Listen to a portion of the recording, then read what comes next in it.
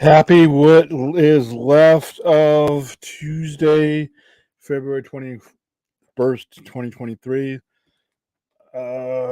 Welcome to another semi-overnighters, probably just a few minutes.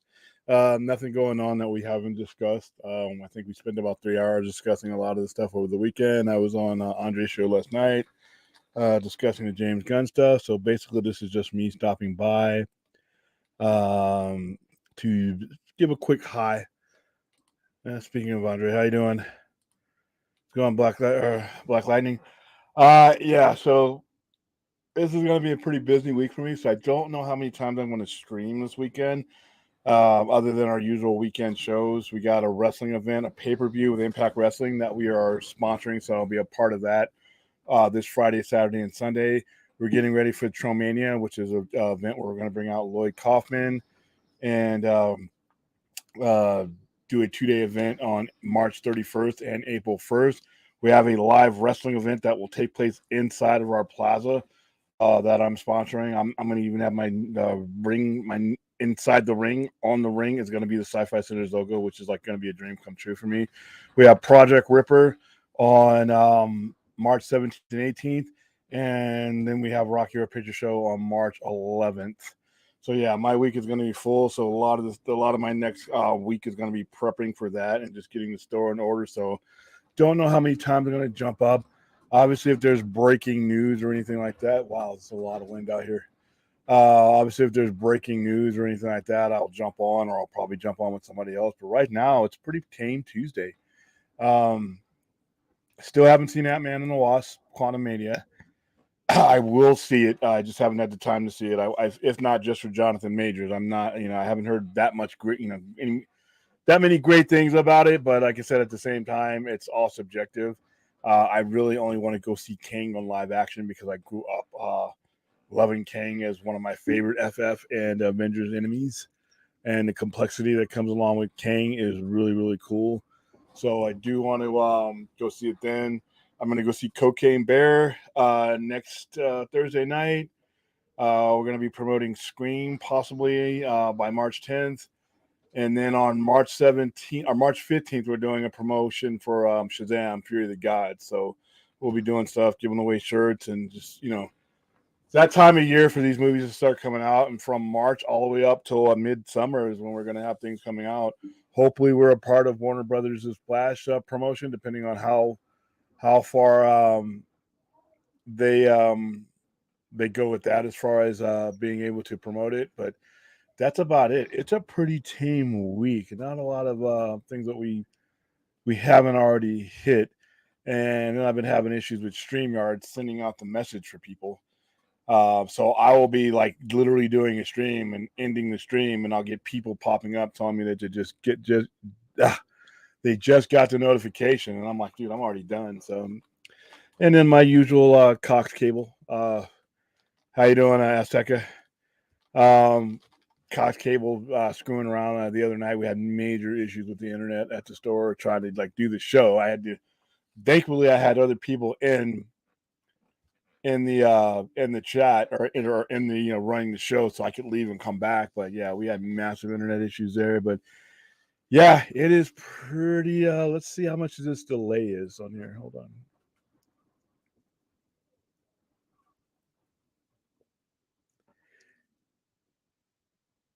Yeah, it's a massive delay on StreamYard, so I don't know how long I'm gonna be on.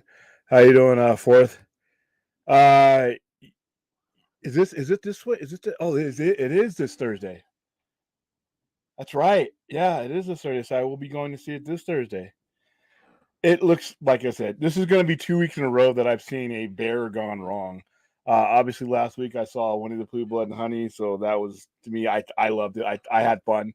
Wasn't the greatest movie in the world. Wasn't Goodfellas, but it was fun, and I think I got out of it what I expected, which is the same thing I'm going into Cocaine Bear. I mean, the premise of it is absolutely ridiculous, even if it is inspired by a true story.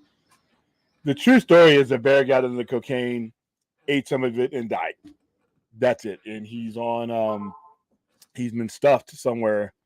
I think they mounted him and stuffed him, and you can go like actually see him. Yes, YouTube is just now giving the notification that I'm live, and I've been rapping for about 6 minutes now, 7 minutes. So yeah, the bear died. So everything that we're gonna see in Cocaine Bear is complete bullshit. But it's gonna be fun. It's gonna be fun to see a bear so coked up that he can outrun an ambulance at about 50, 60 miles an hour. It's going to be fun to see a bear want nothing but more cocaine. It's almost like Al Pacino's character from Scarface, but it's going to be bullshit. But like I said, I'm going into this fully expecting this to be absolute nonsense. So I'm down for it. Like I said, I did not go into Blue Blood and Honey looking for a classic 4-star cinema. I went into Blue Blood and Honey to have fun, and that's what I'm going into Cocaine Cowboy for, just to have fun. I'm not going in there for a thought-provoking hour and a half. It's just going to be, it has all 3Ds. There's definitely some death in there. And I just saw from the trailer when he's sniffing cocaine off of the dismembered arm, there's dismemberment and destruction because it's a bear. So right out of the bat, I'm in a good place. So, all right. So, yeah, here he goes. So now we're starting to get the delays over with. So I should be caught up. How you doing, Anthony? Mighty Rax, how's the Sci-Fi Center going to promote? Yes, we are. Yes, we are. We will be giving away a lot of seats. I'm hoping the general public starts to click with this because so far I haven't felt the excitement yet. Hopefully, as we get closer to March 17th, which is the release date for Shazam, that we start getting some hype about it. So I'm going to be doing T-shirts. I'll be giving my standard issue T-shirts that you guys always see me wearing with the lightning bolt. We'll be giving some of those away. If we get Fandango code tickets, we'll be giving some of those T-shirts and the Fandango tickets away nationally. I don't know if we're going to do that this time. I know last time we did, but a lot of it is going to be local centric. We're going to be, having people. Last time we did Shazam, we had everybody was wearing that shirt that you guys see me wear and the logo and everything else. Our whole crew was wearing that. And those shirts, believe it or not, you guys have never seen me without the lights off, obviously. The lightning bolt on my shirt actually glows in the dark. So when we take a group picture, for Fury of the Gods, when they're all in their seats, you're going to see a bunch of glow-in-the-dark lightning bolts. So, yep, we will definitely be promoting Shazam too. How you doing, Darth CPO? William, thought of David for you.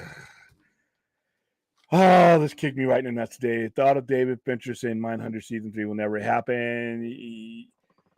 Yeah, I mean, we've kind of been waiting for that news to come through. I'm still pissed off. It was a very expensive show to do, and he just said they didn't have the Netflix audience to justify making another one. That doesn't mean that, someone else can't pick it up.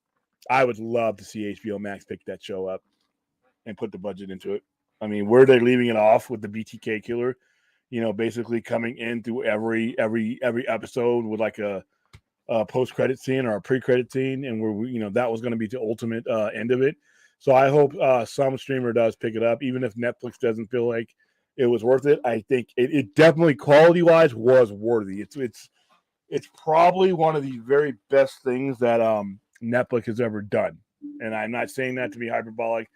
I've watched a lot of Netflix, and Stranger Things is season 4 was probably the best season of storytelling that I've seen in the show in a long time.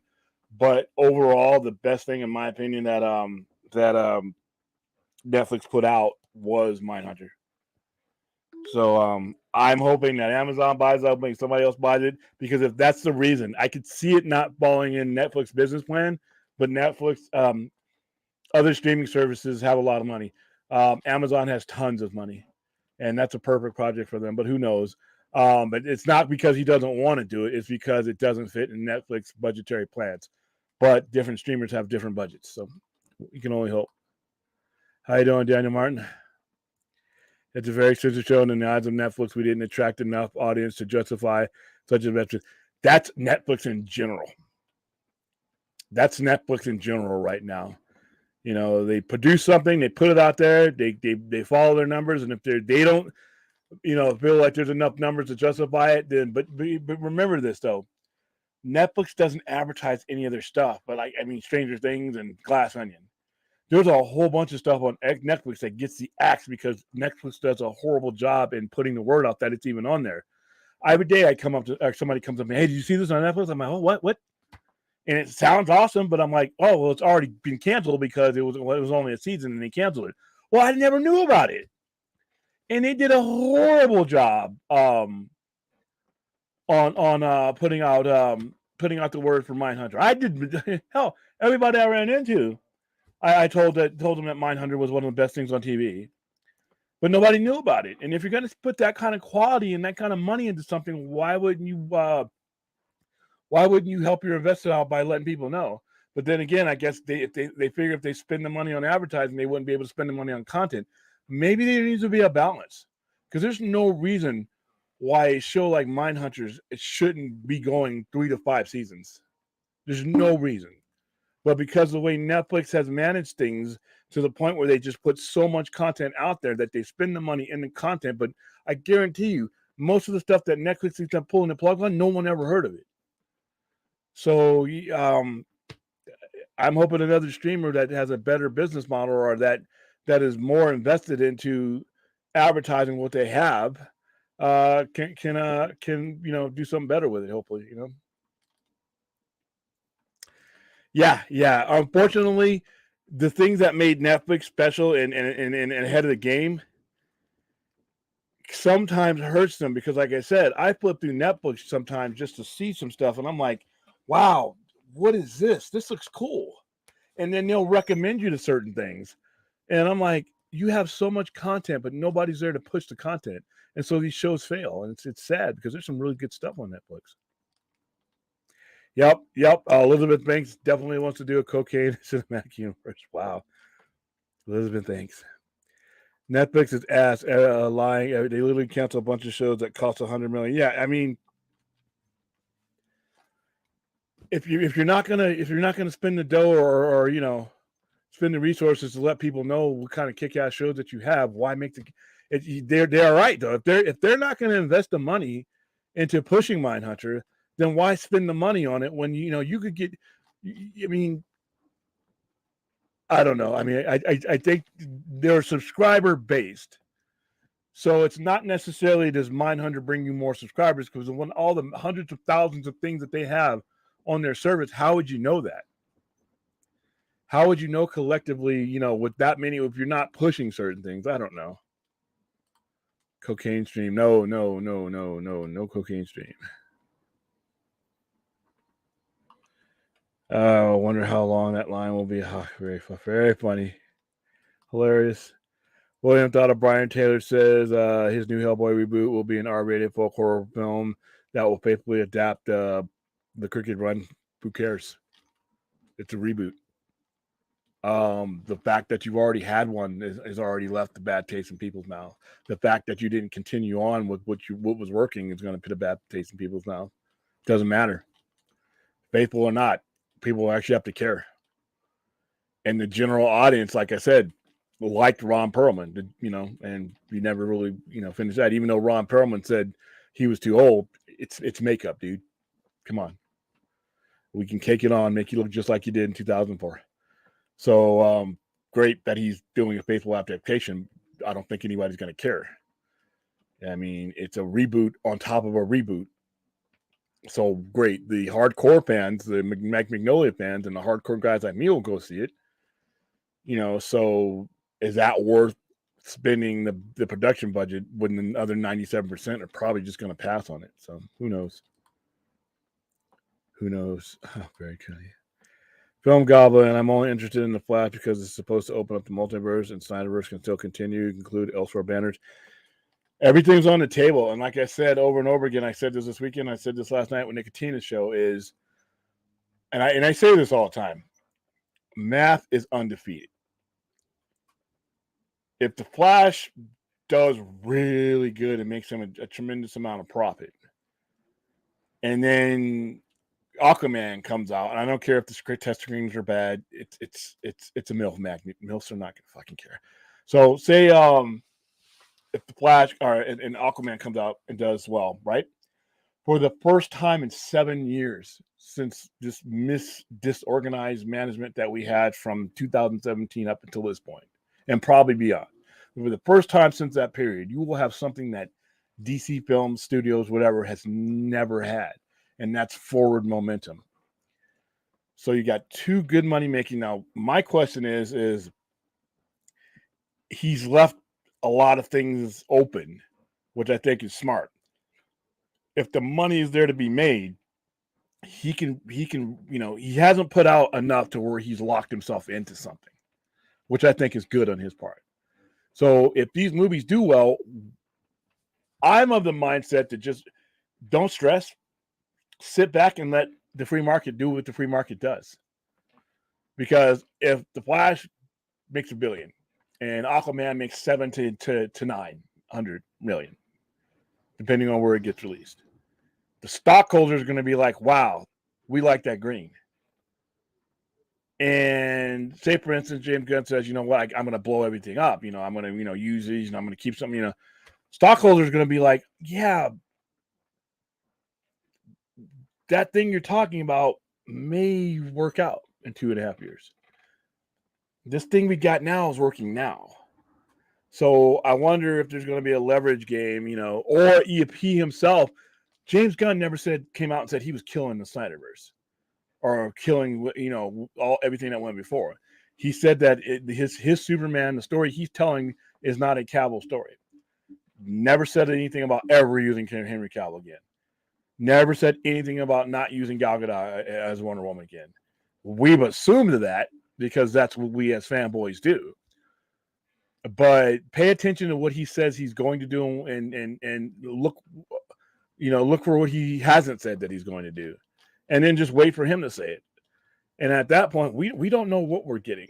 I am betting that since there's not going to be a full reboot, thank you, James Gunn, for not being, not falling into the fanboy pit with the reboot word, that he's going to keep what he wants and go forward with what he wants. And it's just going to be like I said, yesterday's Enterprise. Certain things are going to get changed, but a lot of familiars are going to be there. And I'm just going to sit back and wait. Spider-Man, how you doing? Are you streaming on your channel? No, I'm not. I am not. I am going to start organizing my channel a little bit more for stuff that is more less live stream, except for the Friday night live stream. And like I said, because there are things that we do and we cover on this show right here that is not necessarily appropriate for the Sci-Fi Center's channel. As a matter of fact, I'm probably going to start limiting what's on that channel as far as like our live streams and things like that, because it just doesn't fit the Sci-Fi Center. Like what I'm doing with the Point Lecture Lounge fits the lounge, and like when we have guests and we do things like that. But most of the stuff, like our Saturday night show, fits the Sci-Fi Center, so that'll stream on both places. But a lot of the semi-overnighters just don't. So I'm kind of being a little bit more selective of what I put on there and what I simulcast. So do I. I know he had a huge budget, but I'm wondering how much negotiation went when he said he needed $200 million. I mean, did anybody come back to him with a better number? Because, like I said, not getting that third Hellboy, a lot of people are just going to shit on any Hellboy that comes after that. So, all right, I wondering about how it ends since they put cameos and taking them out. Yeah, I mean, and it could be something good, guys. I mean, it doesn't necessarily mean it's going to be completely destructive. So. William, thought on Jon Favreau reveals the Mandalorian season 4 is already written. I think the entire Mandalorian series is already written. I think he knows exactly where he wants to go with this. I think he knows exactly what's going to happen and when it's going to happen. So no, it doesn't surprise me at all. Elizabeth Bank really took a left turn from Charlie's Angels to Cocaine Bear, and it sounds crazy. I think she could have quite the director's comeback. She's got to make a lot of money.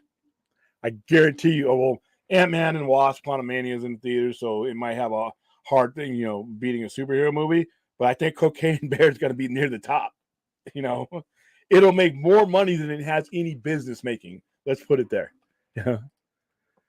William, I truly believe fans are burnt out with Marvel films since Endgame. Plus, the films since then haven't been very good. That's actually true.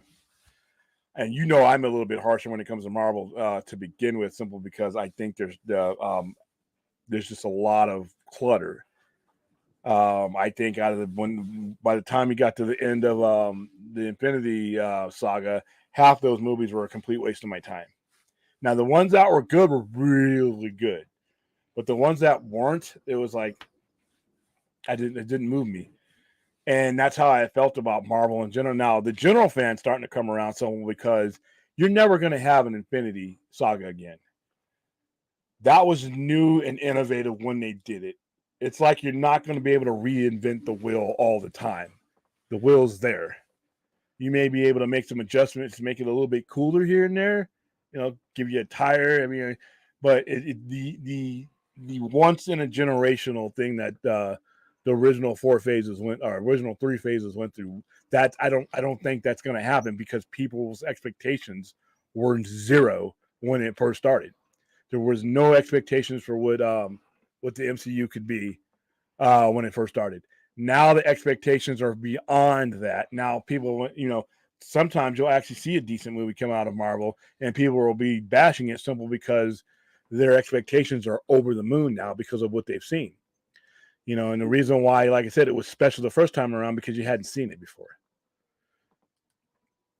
Here's another failed reboot example, Snake Eyes, which wasn't bad, but they had a decent thing, a decent good thing with G.I. Joe, and pulling the plug just seems really random. Yeah, Snake Eyes was a decent ninja movie, but it wasn't a good G.I. Joe movie.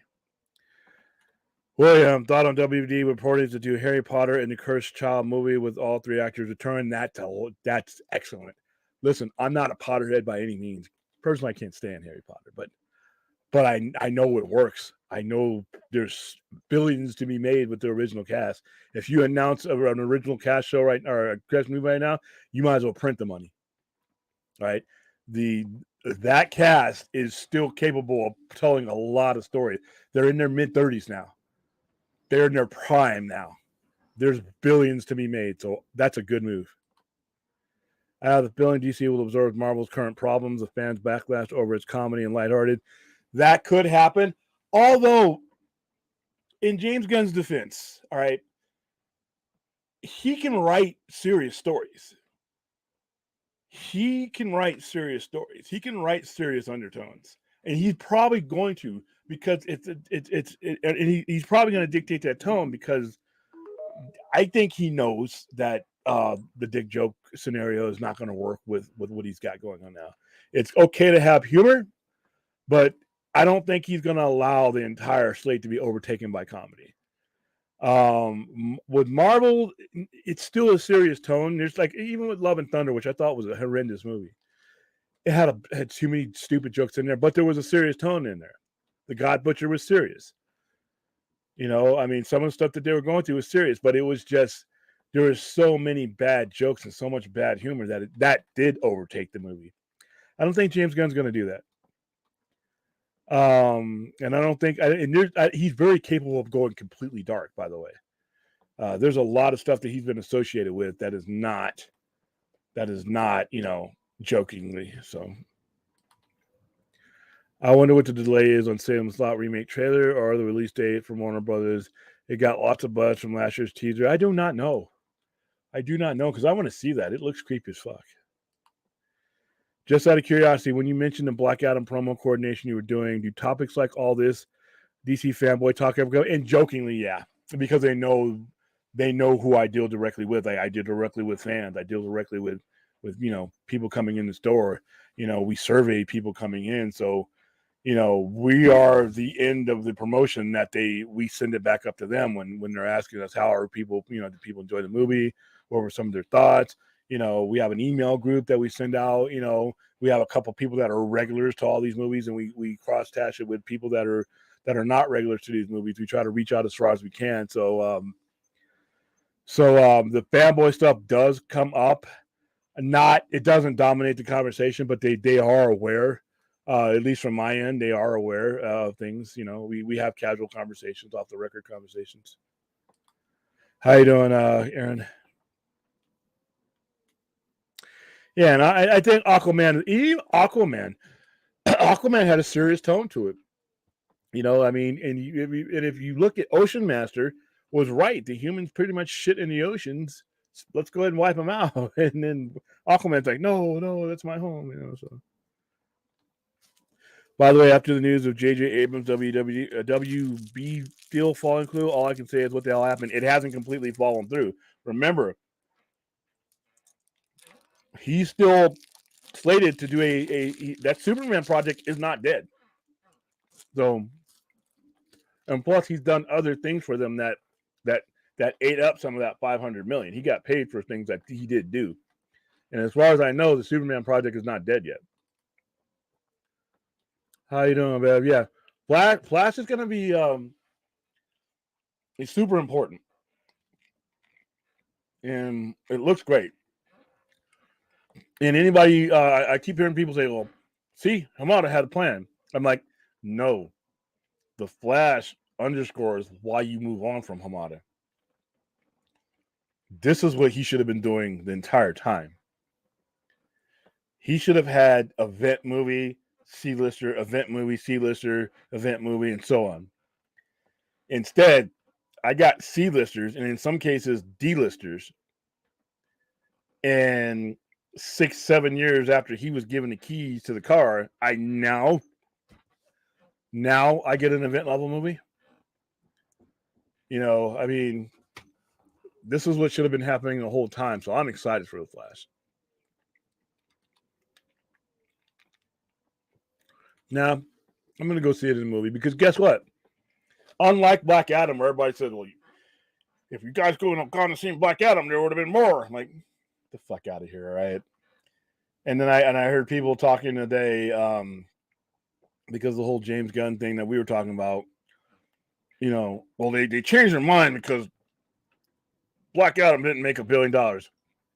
Okay, if you thought that Black Adam was going to make $1 billion, you and the Bear are on the same cocaine. All right? It wasn't going to happen. I don't care who's in that movie. Well, The Rock, listen, Tom Cruise has headlined bombs.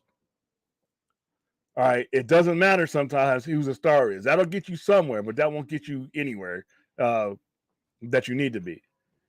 Nobody knows or cares who Black Adam was. All right, nobody knew or cared who to a certain degree who Shazam was. I love Shazam. I think I'm gonna have a great time at Shazam too. But those movies aren't making $1 billion. Those movies aren't even going to make $500-600 million. So, Black Adam, the best you could have hoped for Black Adam was for it to break $500 million. Then whoever was at the helm when it broke $500 million, kept it up then, because you turned the $400 million max IP and you got an extra $100 million off of it. All right, and if you look across Comic Victim, as far as movie goes, what Z-lister has pulled in $1 billion? It doesn't happen. All right, it doesn't happen for DC, and it doesn't happen. It doesn't happen for Marvel. Every $1 billion movie that they had was anchored by an A-lister. So to say that they were going to base future decisions off of a Z-list character like Black Adam is absurd fanboy logic. All right. You know how I feel about Black Adam and Shazam and Suicide Squad and all these movies. Should have never been greenlit unless you had a plan for Superman and Batman. Before you even think about going forward with Black Adam, before you even think about giving me Suicide Squad or anything around that, you need to have a plan in place for Batman and Superman. All right. Otherwise, you weaken the potential for the Z-listers. The Z-listers can thrive, but only in the atmosphere that the A-listers provide. So yeah. This going to see Black Adam, like I said, wasn't going to make $1 billion. It was going to make Shazam money at best. All right. Well, Superman was in it. That proves that nobody wanted Superman. That's bullshit. All right. If Superman were in the movie and had been promoted in the movie the entire time, different story. But a last-minute cameo with $5 gas prices, you want me to spend all this money to go down and see a 5-second cameo? Then another comparison goes to Well, look at Venom and Spider-Man. Once again, fanboy logic, just crushing the skull. That Spider-Man had been consistently in use the last 7 years. Venom is a far more popular IP than Shazam and Black Adam combined. So it working there was a huge difference because you've been managing those IPs properly.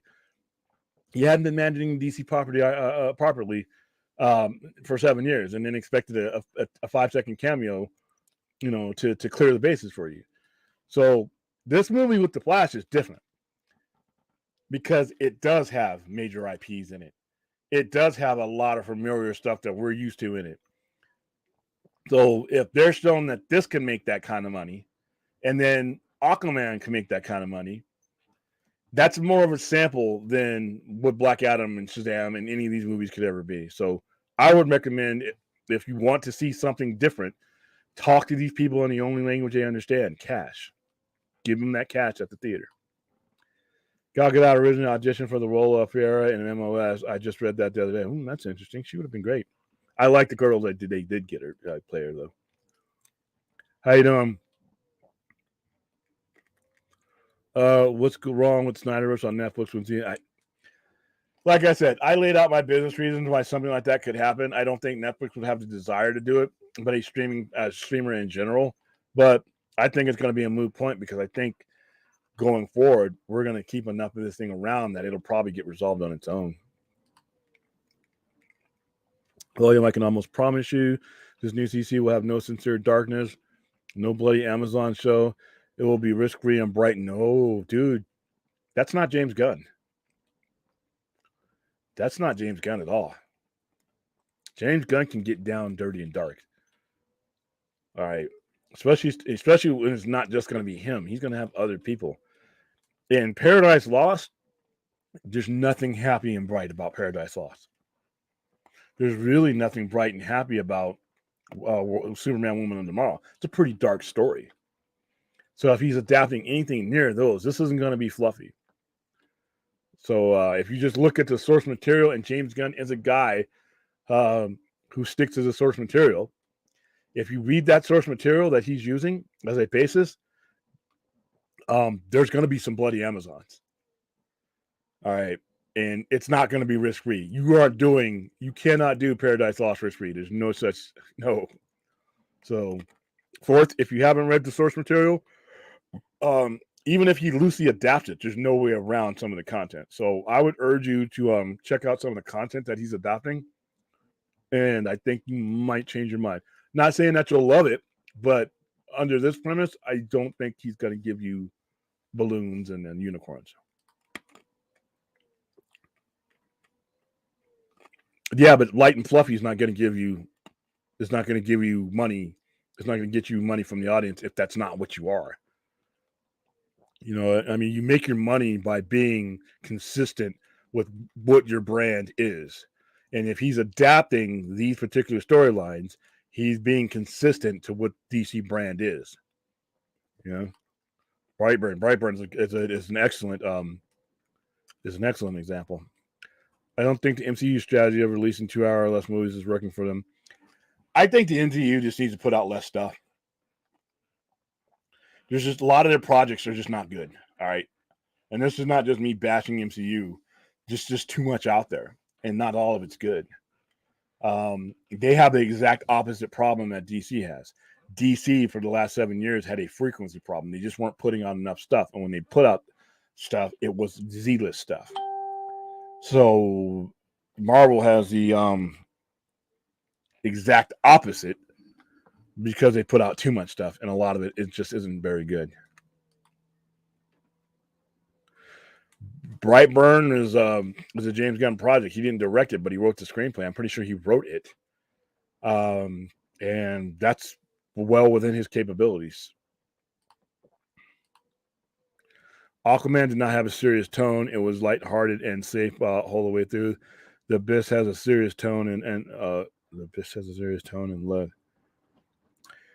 I think that Aquaman had a tone consistent with that character in that environment. And James Wan is a horror director and gave you that. But it was never intended for Aquaman to be a super dark character. It was always intended for him to be this cynical, joking guy, in this over the top environment that they put him in. So I mean, but like I said, that doesn't mean that he, just because you go a little bit lighter hearted with Aquaman and not too much lighter hearted, that you can't come back and bring things into context depending on what character you're talking about.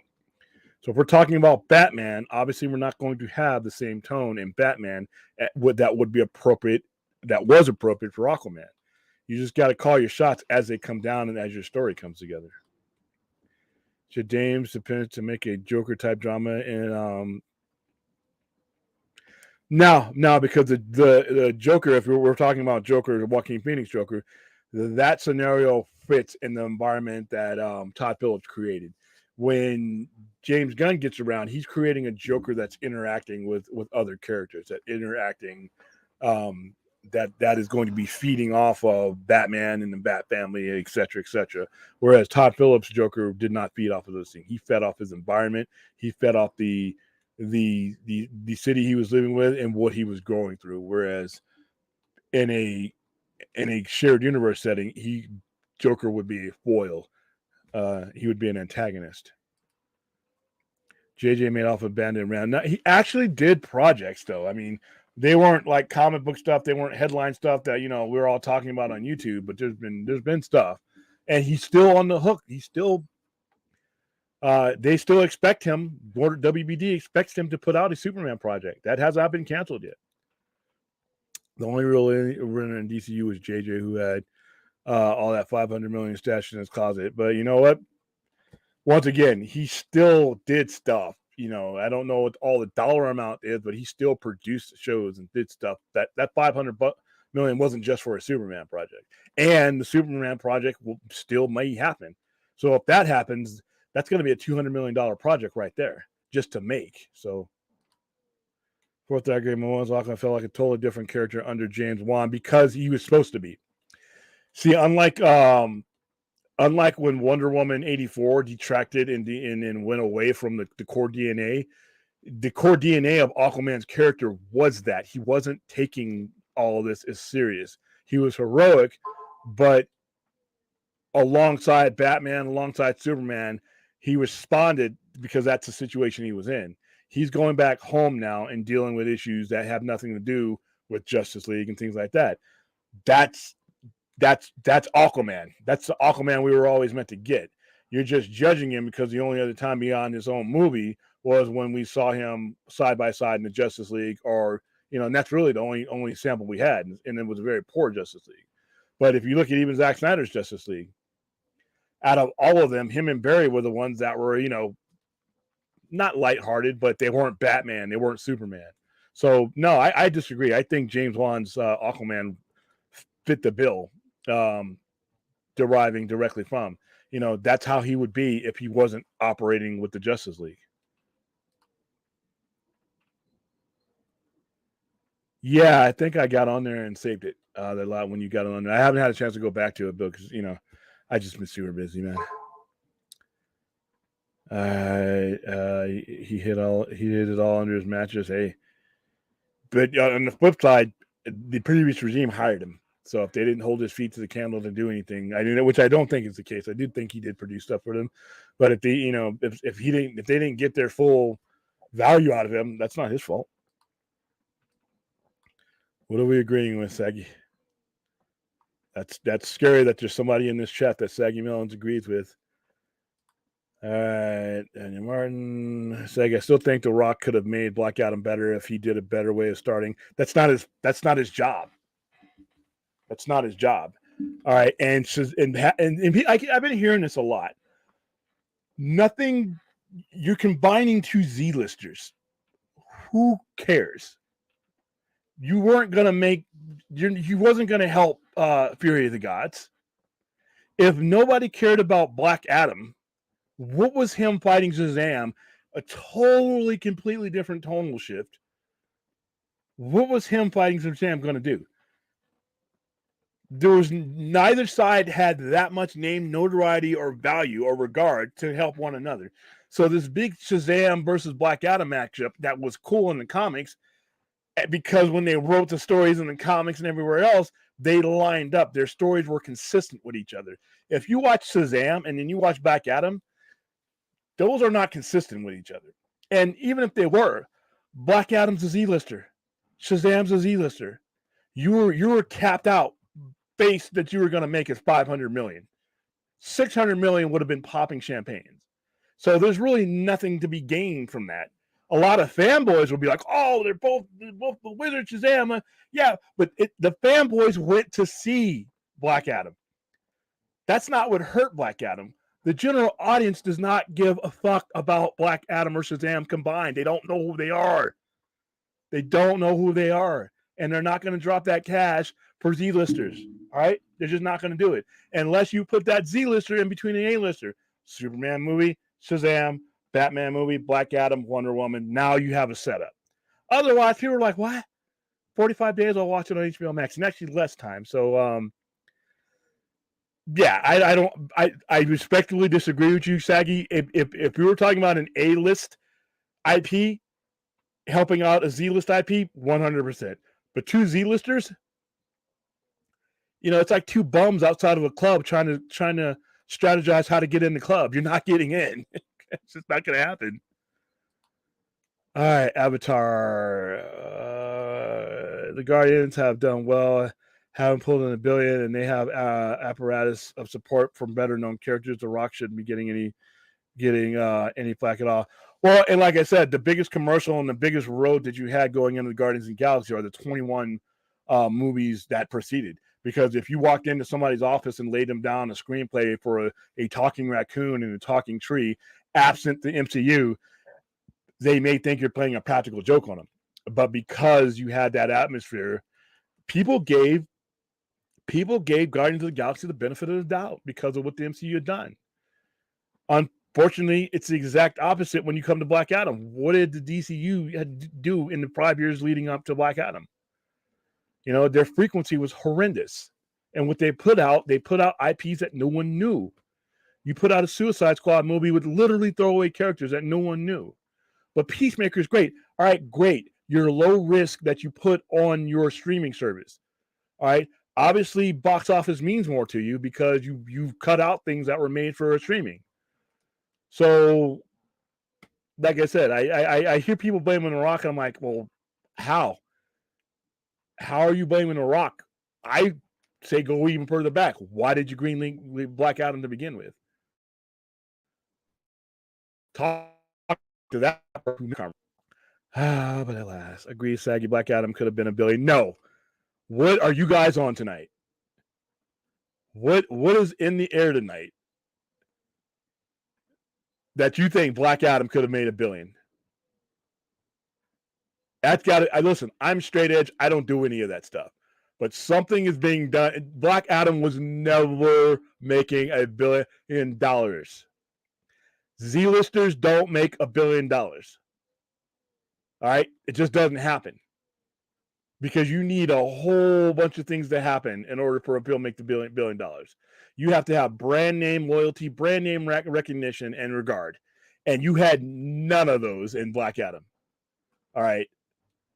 There was no way in fuck that Black Adam was making $1 billion. When we were talking before, if it had crossed 700 million, bonuses were going to be handed out. But that's like saying Shazam is capable of making $1 billion. It's not. It's not. All right. It's just not $1 billion IP. All right. And the movie was generically visionless. So there's movies that have made $1 billion that were that way. Captain Marvel was visionless, if you wanted to put it that way. If The Rock made a movie we didn't expect him to make, elevated movie $1 billion. No.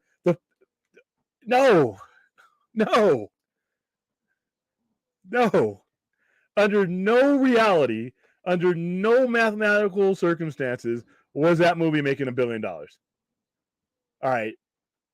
It had the potential to make, and they shouldn't have dropped 200 million on it. And they shouldn't have dropped any more on reshoots on it.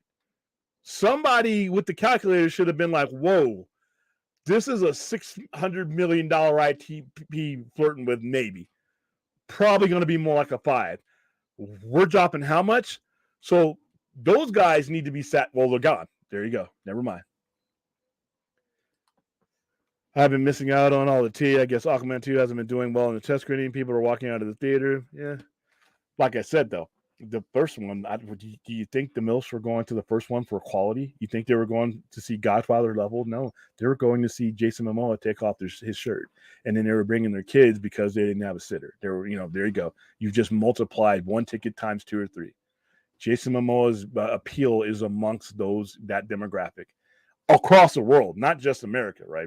Because other countries have women that lust for Jason Momoa. I remember the memes, my imaginary husband, and then it would be Jason Momoa. So the movie, the first Aquaman wasn't great. And remember, test screenings, I mean, they're what you use to make adjustments on a movie. So they may reshoot the whole, who knows what they'll do, but I don't think you have to worry about the Aquaman, especially if it gets a China release. It's not going to matter. It could be a average movie. It's not going to matter. There's a lot of good movies don't make good money, but a lot of mediocre movies make a lot of money. And I had fun with Aquaman. It was by far not even close to being the best DCU movie. I endured Aquaman. It was cool, but I wouldn't say it was anything, that was boistered by a great script. While, it had some action and had some color to it, but that's about it. So yeah, people walking out on it. Like I said, what is your audience going to see? Like Blue Blood and Honey. Some people walked out of Blue Blood and Honey, but at $100,000, they're closing in on $3 million. What is your audience? I mean, your audience might not be going to this exactly for the same reason the test audiences goes. That's why test audience stuff. Remember, test audience stuff you should never get out because it wasn't an indicator on what was actually going to be the final deal. So who knows? But I think Aquaman's going to be fine. The only reason the Flash looks great is the nostalgia-based stuff, which isn't a good thing, to be honest. No. And I thought that was going to be the case because you got ancient Batman on there that hasn't been relevant in 30 years. I thought there was going to be more of that than I needed to see. But no, Zod is not nostalgia. Zod is not even a decade old, really. Seeing Zod on there. Remember, this movie they started making it like 50 years ago. Seeing Ben Affleck is not nostalgia. That's my generation's, your generation's Batman. And from what I'm heard, it's a damn good story. And it's a Flash movie. So I thought that trailer looked great. You had, like I said, you had the museum people that got to see their museum Batman and they jonesed out, which is fine. I'm glad to see you guys happy about that. But there are other things about that trailer that have nothing to do about nostalgia. And you know me, if I see nostalgia, whatever I said about nostalgia, it's like a time bomb. If you pull the wrong wire out, everything blows up. So no, I think there's a little bit more to the Flash and nostalgia. That's just me, though. Worth 1,000. That's why I say The Rock didn't make a Black Adam movie. He made a Rock movie. It wouldn't have mattered. The only chance that movie had to make any money at all, the only reason why it made the money it did is because The Rock was in it. Making a Black Adam, once again, great. What if he'd have made a Black Adam movie? All right, he could have been pointed ears, everything. Nobody cares about Black Adam. It should have never been made. All right? It was his childhood thing because he could relate to it as a person of color. And here's this Egyptian. That's why he made it for his reason. Somebody could have said, no, we're not doing this. So the only reason the movie made any money is because The Rock played The Rock. If The Rock would have played Black Adam, it wouldn't have made one more dollar. All right. Being comic accurate is great if it's a comic book character people care about.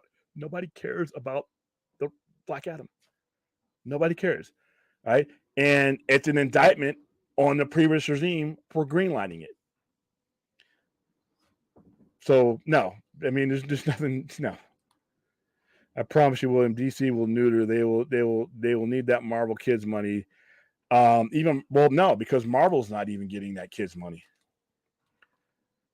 And be honest with you, Doc Snyder was only Doc at the beginning of his story arc. I mean, if we got to see the full thing, it would have gone full circle. But nah, James, dude, I don't think a lot of you guys have watched a lot of James Gunn stuff.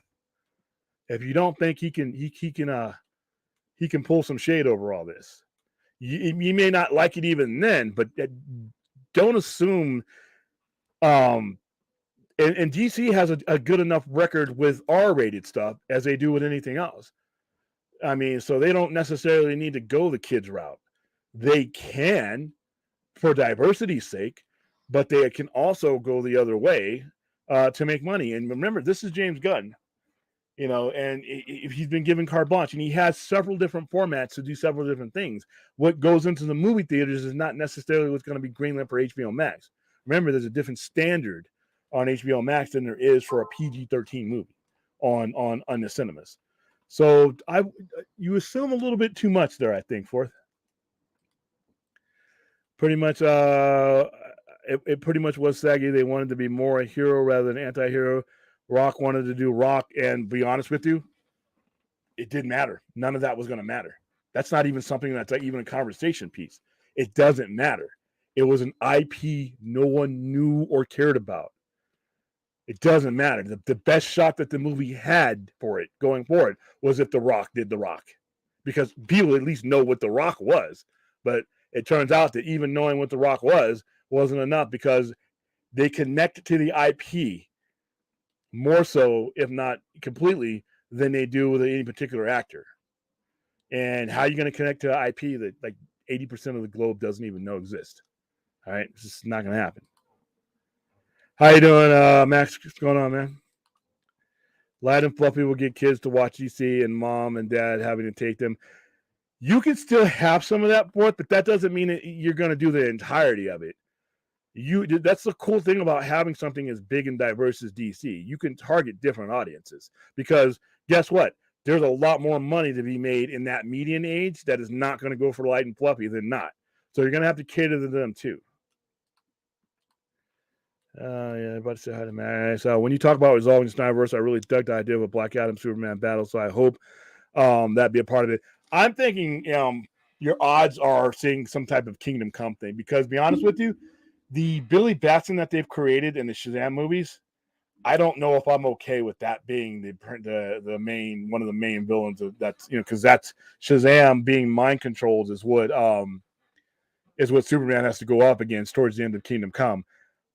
I could see somewhere down the line Black Adam replacing that Shazam, because as much as I love Shazam, that goofy Shazam in that Alex Ross, Mark Waid setting that Kingdom Come is, I think it would just be better just to have him fighting Superman, Black Adam fighting Superman. So who knows? But like I said, the door hasn't been shut on any of this stuff. When it comes to Marvel, I don't know any Marvel diehards who like Thor: Love and Thunder, so less that No Way Home, please. Yeah, like I said, I think the Thor movies are trash. All right, I mean, I know some of you guys love them, and you're going to tell me that they're cinematic achievements. I thought Thor 1 was boring. Thor 2 was even more boring. Ragnarok was cluttered, and that's where I came up with the term Marvel Clutterverse. And Love and Thunder was painful. Love and Thunder was painful. And I liked a lot of the actors that were in that movie. I just thought that movie was trash. So, but No Way Home is cinematic. And so, No Way Home is near the top of my favorite Spider-Man movies. No Way Home was great. The same company that put out with No Way Home put out Love and Thunder, which I cannot comprehend. How you doing, guys? How you doing, Tyrone? What's going on? I'm gonna t-shirts made with the William verse on there. If I can create market. All right, Darcipio, what's up? I know everybody's saying hi to each other. I don't think audience have to know a character. Yeah, okay, dude. To be a big hit, they need a captivating trailer with great visuals and creative setup. So no, audience do need to know to have the type of hit that you guys are talking about. To make decent money, maybe, because Deadpool. None of the Deadpool movies made a billion. They're up in the 780s. So you can have, but see, Deadpool's numbers would have gotten people fired in DC. If you go under the knucklehead expectation of $1 billion for every movie, then Deadpool is far short of that. So that works for certain characters with lower expectations as far as, did anybody think Deadpool was going to be a hit when they heard about it? No. All right. DC, when you're coming into Black Adam, yeah, you generally need to you need to know. And in the other aspects, you said, okay, all right, so they need to be captivating trailer. Oh, that wasn't done. You can blame that on the previous regime, and great visuals and great creative setup. All right, so where were the heads of DC films while this movie was being made? All right, they're sitting in dailies. They're watching these things. They're watching this movie come together.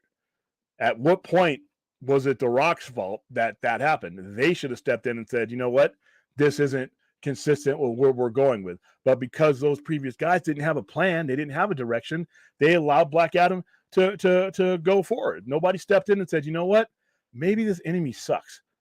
Maybe the rubber CGI on Sabak is not that good. Maybe the kid's annoying. Maybe some of these plot lines don't make any sense. Maybe maybe the movie doesn't make any sense. But nobody did. All right. So you had a management structure that pretty much let this go. And that's what you got. But like I said, the first step was never greenlighting in the first place. I think that you needed Black Adam, like I said, needed if you were going to do Black Adam, Superman needed to be all over that movie. All right, because remember, like I said, what DC films haven't had, have been that kind of a hit that didn't have a mainline character in it? Forget about trying to compare it to Marvel. Because the expectation when you talk about Batman, Robin, and all these other characters, you're talking about characters that were around decades before there was even a Marvel Comics. So the expectation was different. But once again, for Black Adam had none of the above, so it was never making $1 billion. I'm gonna get to that super chat. I'll find it. All right, let's see. All right, I'm just skipping. First Aquaman made $1 billion. It came off of flop Justice League, which was widely hated. Avatar made $1 billion, and it had no cultural following. The first Avatar made $1 billion because it was groundbreaking. The second one made $1 billion because of the notoriety of that being groundbreaking. Not a comparison. That's a horrible comparison, Forth. The first Aquaman made $1 billion. If you want to look at the way the first Aquaman made $1 billion, even with the horrible Justice League, the natural trajectory for those movies was going up. The only skip that you had was Justice League. And even then, audience got to see Jason Momoa. All right. So even if they didn't like Justice League because it was a mess, they liked Jason Momoa, and that's where you get your multiplication from. That's where you get your upgrade in revenue. All right. So they're keeping the entire DCU cast in the long run, but need to catch up to the multiversal version of Superman to match for Batman we have. Very possible. How you doing, Chappie? So you guys are talking about traveling and stuff. Black Adam not getting in China release definitely costed some. I think that's what not getting mentioned of. Yeah, I think Black Adam. My guess for Black Adam high end was in the 600 million, 500 million, and I think it may. If it gets released in China, who knows? Grateful that Ben Affleck is in the Flash. Yeah, me too. I can't imagine Affleck directing, helping the architecture of the DCU, but never playing Batman again. I think they're building up to Holland Suits Batman. I think they're building up to something that none of us are really expecting, and that's why I'm just waiting to sit back. I've seen everything James Gunn has made except for Guardians. How I know what he's capable of. No, he doesn't sound like you do, but seeing what he bought to DCU, no, because once again, you've seen what he was asked to do. I always give you the same thing. Did you think Jonathan Demme could direct the greatest, one of the greatest horror movies of all time, just based on what he did with Guardians of the or with Married to the Mob or things like that? No, I mean, a storyteller is a storyteller. Yeah, it should have been introduced to the main villain, Shazam. Would have waits. Not really. Once again, wouldn't have made any difference. Would have made no difference. guess what? Now you have a villain that nobody knows or cares about facing a hero no one knows or cares about. Are not enough people to make that kind of money. When I say no one, I mean as the kind of money that people were wanting $1 billion. No, in order to make that kind of money, people need to know who you are. The Rock as a villain would never agree to that, and then watch the point of betraying by, and The Rock shouldn't have agreed to that. The Rock's Black Adam with that version of Shazam, I think would have been an absolute disaster. That's just my opinion. All right. People keep trying to tell me that they're not doing a multiverse. They're introducing it right now. Yeah. Like I said, guys, what I'm doing is I'm going to lean back and I'm going to let capitalism do its thing, because the more money these next two movies make, the more leverage that multiverse has. Like I said, I think, and that plus, I think James Gunn he's not painting himself into an absolute. So it's good enough for me for right now. Gunn is going to give you that nightmare timeline with Jennifer Holland as Mira, Michael Rooker as Deathstroke. Hey, Michael Rooker's not that bad. He's not a bad actor. Gunn's brothers will play the rest, with Sean Gunn doing mocap of the Parademons. Hey, you know what? You're joking, Daniel? If I get a resolution to my story, I'm one of those people that will take it. Hey, Justin Proper, Blood and Honey was garbage, but you're excited about Cocaine Bear? In the same vein, I was excited about Pooh, Blood and Honey, because it's probably Cocaine Bear is not going to be a very good movie. It's going to be a fun movie, but it's a ridiculous premise that just doesn't work on any level. And I'm going to suspend all disbelief. So, yes, I'm excited for Cocaine Bear. Thanks for the $5 super chat. All right, Bell Rev Mendez. He should have been the villain in Shazam 2. He was hinted at the end of the first one, him and Mr. Mind. I think Mr. Mind should have been the villain in Shazam Fury of the Gods. And I think Mr. Mind should, it is the only way. Remember, in Kingdom Come, it was a Mr. Mind like worm that takes over Shazam via Lex Luthor. I don't know. I just looked at Shazam and I look at Black Adam and I'm like, this is oil and water. It not just because of villain and antagonist point of view. It's just the tone of the movie. I just didn't see it. But then again, like I said, once again, I don't think it would have made a huge difference in the world. You're talking about Black Adam and Shazam. All right. The general public just didn't gravitate to those characters. Paul Rudd as entire JL's active name is Darkseid. Very funny. How you doing, Birdman? I thought Birdman was a pretty decent movie. I thought it was Michael Keaton's best performance. All right, hey Larry, Daniel Martin. Speaking of porn parodies, were we? Jeez. Have you seen any horror ones? Well, I watch trauma movies, so it's kind of one and the same. All right, let's see. Cluck Cluck, good people of YouTube. How you? It's Hey that dumb chicken. I love your screen name, Hey.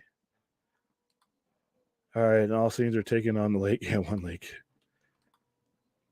Last, I'll touch on it. The shareholders will reassure James Gunn doesn't get to use the old dark talent. Oh, no. The shareholders don't care about that. All right? The shareholders are going to care about money. And they don't care how he does it. They're not going to. Some of them might not even watch these movies. All right? I mean, and if you look at The Flash, which looks like a dark movie, and from what I'm hearing, one of the things that pissing people off Aquaman is it's a much darker movie. Has to do with some environmental stuff. But if those movies do well, the shareholders are going to be like, we want more of that, or we want something similar to that. They're not going to get into it like that. They're going to look at those returns and those box office returns and those budgets, and if it makes the money, then they're going to go with what's making the money. But I don't think they're going to get involved for that reason. All right, Michael Rooker will 100% be Gunn's DCU's plan. Rooker is to Gunn what Johnny Depp is to Tim Burton. That's fine. We're not talking about some bum. Michael Rooker is an excellent actor, so I wouldn't mind seeing him again. Let's see. William McGree, if Mr. Mind is a secret villain, and it could be. They bought him in. They bought him in last time. And I go back way back with Shazam. I love Mr. Mind, and I love, even though they never said it was Mr. Mind in Kingdom Come, you literally see it's Mr. Mind. I love you too, Chicken. All right, William, I helped score a couple horror porn parodies that are directed by Doug Sackman and Troma fame. Ah, cool. I can't wait to get my we're doing Tromania, and like I said, every time we do a Troma event, we get to meet some people who worked on a lot of different stuff for Troma. So I don't know who's going to show up for Tromania as far as like special guests though, because Lloyd will be here, and a lot of those people want to see Lloyd. We got a lot of people on the West Coast that don't get to see Lloyd all the time because he's on the East Coast. So, all right, no, The Flash does not look like a dark movie. That's what you're doing. It's a dark premise, dude. It's a dark premise. I mean, a couple of jokes here and there. That's a dark premise. I think that's a very seriously toned movie. All we needed was a slasher film about a bear in a big blue house. It would have come full circle. Hey man, you know what I want? I want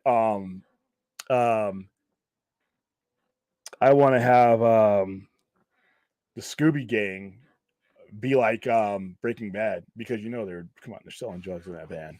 They're interstate drug traffickers. So do Scooby Doo, but do it in Breaking Bad format. That'd be awesome.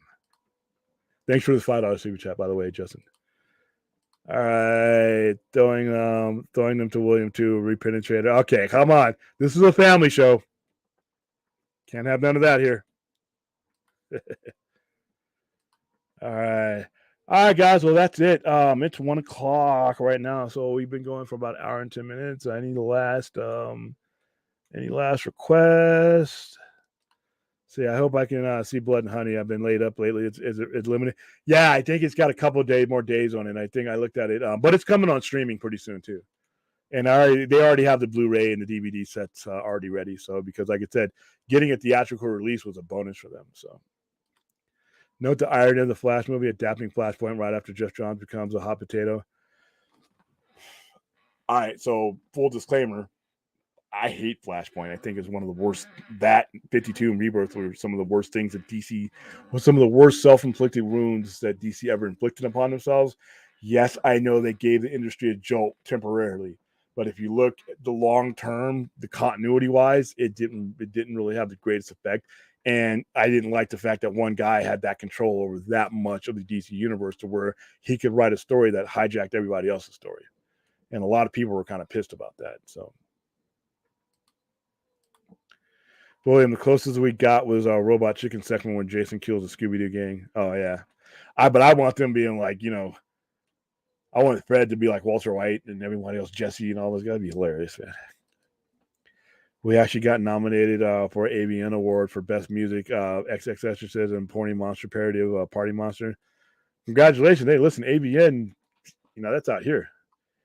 Not saying that I've ever been to AVN. You said it, not me, but yeah. We're in a basically trouble. Yeah. Okay, but certain Troma productions have more TNA than some porns I've seen.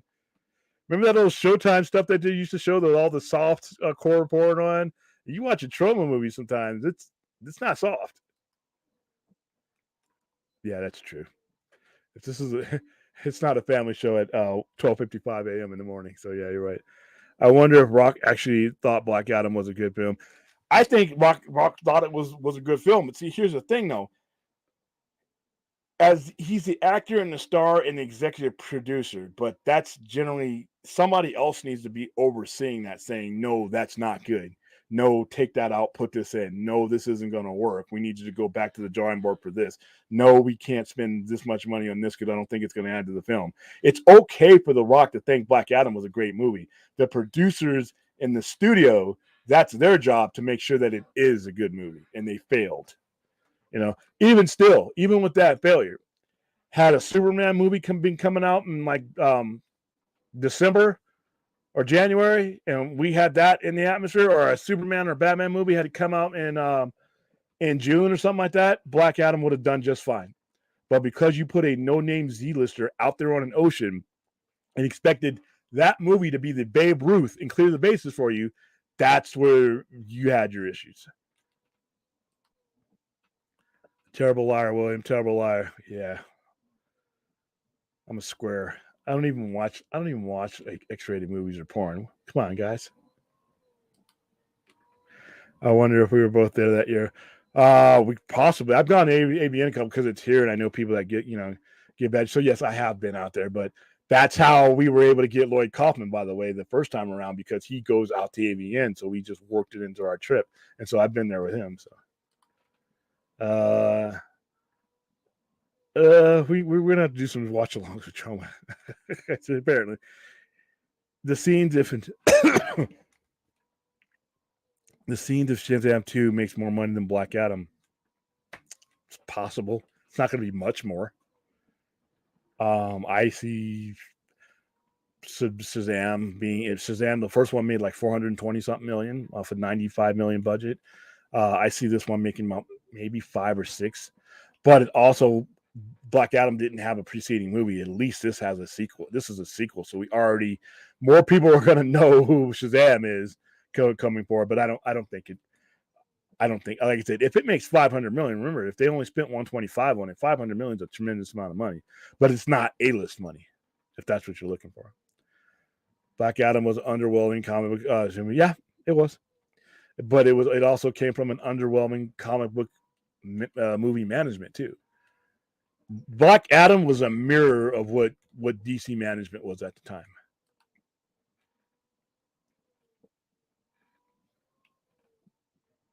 Yeah, I got to go. Yeah, that's kind of cool. It's always an experience. I feel kind of sorry for The Rock. You're right. It's not his fault. Like I said, I hear people applying fanboy logic to try to blame it on The Rock. That's why fanboy logic has its place on the screen with me in my store, in the audience. But when you're trying to apply that to why something, business aspects of something, no, that The Rock is he's not even anywhere near the list. Everything that The Rock did, there should have been no space for The Rock to do it. If you were running your shit right, The Rock would have never had to go. He had to go over somebody's head who shouldn't even have been with the company. All right. He had to go around Walter Hamada's head, who should have never even been hired for that position. Whose fault was that?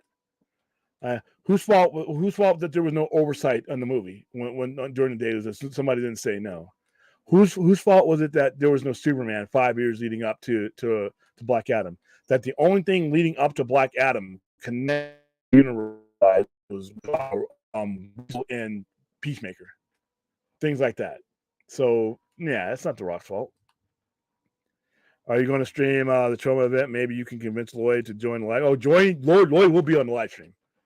Lloyd will be on the live stream. I don't know if I'm going to stream the Troma event. I don't know if they'll want me to do that because we're going to be showing them some things that have not been released to the general public yet. So we may have to cut it up. So yeah, The Rock blaming is to me absurd. But people, like I said, I love fans. I'm one of them, but we mouth shit sometimes to make ourselves think smarter than we are. Everybody's guilty of it. But when you're in an echo chamber talking to another Twitter head or another YouTuber, it sounds cool. Just like Reboot. If I wanted to add Reboot to their repertoire, Reboot. See how smart I am? I know what's happening when you don't know you don't know your ass from your elbow when you're saying shit like that. And guess now, look where we're at. No Reboot. They scream Reboot. Reboot, and they're not doing a reboot. All right, so yeah, fanboy logic is wonderful. This is we're not in the spaces to know the things that we need to know to make that logic anything less than bullshit. All we are is people talking to each other and having fun with the conversation. And it's fine. But when you try to apply some of the dumbest shit that I've heard people come up with, well, who needs to be the blame or what's going to happen next? It's all of us bouncing stupid shit off of each other's skulls. That's all it is. And don't get me wrong, that's fun. As long as we're aiming it at each other. But when we're trying to figure out, what's going on in a corporate boardroom, we don't know shit. Right? That would be like us outside of the ER trying to guess what a brain surgeon is doing inside the ER, the OR. We are not qualified. We're qualified to speculate, but just keep in mind where that speculation belongs. On YouTube, on Twitter, talking to each other at a bar. That's where it belongs. What Shazam run is it where Shazam doesn't have the wisdom of Solomon? New 52? Yeah. That was when they restarted it after 2011, I want to say. Awesome. I'm looking forward to saying hi and seeing if he remembers meeting me. The Flash being so MLS heavy could really be a game changer in terms of everything you're saying. If it does, like I said, money is undefeated. All right, money doesn't lose. Math is undefeated. Math doesn't lose to pundits. It doesn't lose to YouTubers. It doesn't lose to guys like me. It doesn't lose to fanboys. All right. Warner Brothers failed before because they tried to fight math when BVS and Man of Steel and all those movies were making a decent enough amount of money to go forward. They didn't, they went against math, and look where we're at now because of it. So if these next two movies do well, not only will the investors be like, hey, maybe we should, but it would give, like I said, James Gunn hasn't put out anything that he's locked himself into that couldn't, produce more of anything. So just have to wait and see. All right, guys, that's going to be it. I got to get some food in my stomach and go to bed. I will see you guys hopefully tomorrow, depending on what's going on. If Enosh is not streaming, I probably will be. So thank you for coming out and making my semi-overnighter a special outing. And I will see you when I see you. Stay safe, stay happy.